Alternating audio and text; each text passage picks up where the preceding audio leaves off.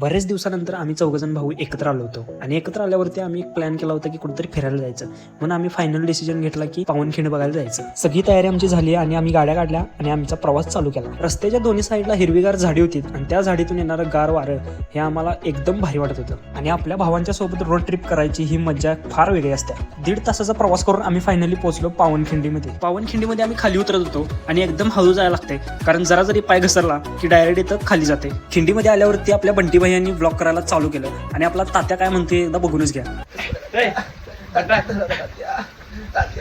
आणि असाच प्रवास आम्ही पुढे चालू ठेवला आणि पुढे गेल्यावरती ही जंगलातली शांतता आम्हाला बरंच काही शिकवत होती आणि खिंडीतली प्रत्येक दगडं बघून आम्हाला पावनखिंडीतली दृश्य आठवत होती. त्यानंतर पुढेच आम्ही असाच ट्रेक चालू ठेवला आणि चालता चालता माझ्या पायाला काटा लागलेला. भावानं माझ्या एका साईडला मला बसवलं आणि स्वतः माझ्या पायाला हात लावून माझा काटा काढत होता. भावांनो, ह्यालाच म्हणायचं असते आपल्या भावाचं प्रेम. तर मित्रांनो, हा ब्लॉग मी इथे स्टॉप करतोय आणि